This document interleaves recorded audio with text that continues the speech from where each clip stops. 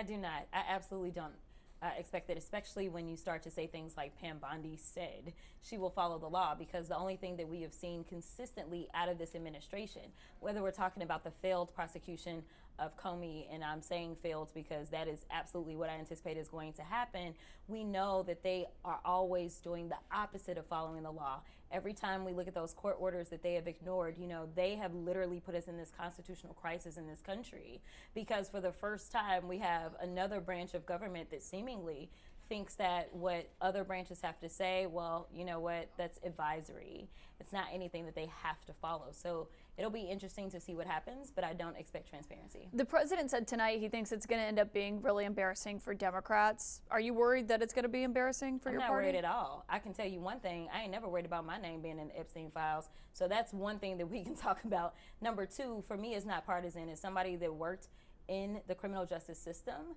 I understand what it is to sit across from a victim. I understand their stories, I understand the trauma, and I understand the lasting effects. Wrong is wrong, right is right, and I think that that is what we are missing in this administration.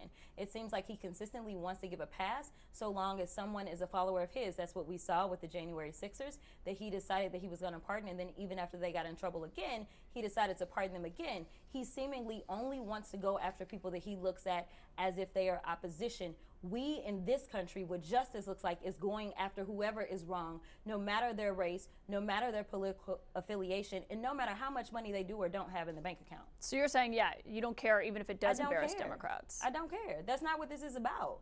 To me, it's not political. We need to make sure that we understand how it was that this was able to take place, and we need to make sure that we tear down those structures.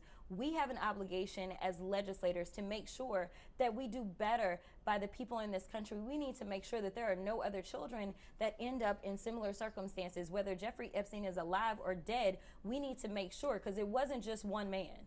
This was a system, a sophisticated system that was set up. And so we need to make sure that there are no other victims going forward. One Democrat who's been on defense over Jeffrey Epstein is Stacey Plaskett. She represents the Virgin Islands. She was texting with Jeffrey Epstein the day of Michael Cohen's hearing. Her questions pretty closely followed the text messages between the two of them to ask about Rona Graff, Trump's longtime assistant. You were defending her today, or in recent days, yesterday, and you talked about Republicans taking money from a Jeffrey Epstein. Here's what you said. You mentioned Lee Zeldin there. He's now a cabinet secretary. He responded and said it was actually Dr. Jeffrey Epstein, who's a doctor that doesn't have any relation to the convicted sex trafficker. Unfortunate for that doctor, but that is who donated to a prior campaign of his. Do you want to correct the record on the people that you mentioned there? I never said that it was that Jeffrey Epstein. Just so that people understand, when you make a donation, your picture is not there.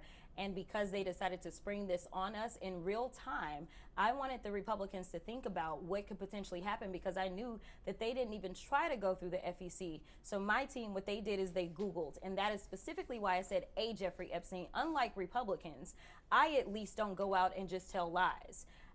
Because it was not the same one, that's fine. But when Lee Zeldin had something to say, all he had to say was it was a different Jeffrey Epstein. He admitted that he did receive donations from a Jeffrey Epstein, so at least I wasn't trying to mislead people. Now, have I dug in to find out who this doctor is? I have not. So I will trust and take what he says, is that it wasn't that Jeffrey Epstein, but I was not attempting to mislead anybody.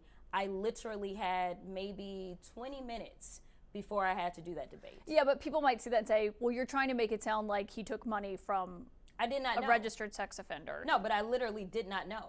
When you search FEC files, and that's what I had my team to do, I texted them and I said, listen, we're going up. They are saying that she took donations. Right, but someone might say, well, your team should have done the homework to make sure it wasn't the convicted sex trafficker. Within 20 minutes, you could not find that out, not from just doing a quick search on FEC. So number one, I made sure that I was clear that it was a Jeffrey Epstein, but I never said that it was specifically that Jeffrey Epstein, because I knew that we would need more time to really dig in. Well, Stacey, so I'm not going to necessarily say that that's the case. Now, this is somebody that was a former prosecutor. Now, I haven't sat down and talked about all the specifics of why Stacey was doing what she was doing. I know that when she got up and she spoke, she talked about the fact that this is one of her constituents. At the end of the day, what I know of prosecutors is that they are typically talking to co-defendants. They are typically talking to the people that have the best information. And what you had was the former attorney for the president that was sitting there. And honestly, we knew, or she knew, or at least Jeffrey Epstein presented, that he was very cozy with the president. he had more information, registered sex offender or not. The bigger question is, why is it that the president was so cozy with a registered sex offender even after he ultimately ended up with some of his convictions? And seemingly, he had absolutely been on the plane with him. We know about the birthday card. The bigger question is, why is the president of the United States not the one that is in the hot seat for his relationship, instead of us saying, oh, you know what, we're going to take her off of her committee because he decided to text her. Stacey didn't initiate that chain. Jeffrey initiated that chain, and she took the information. Just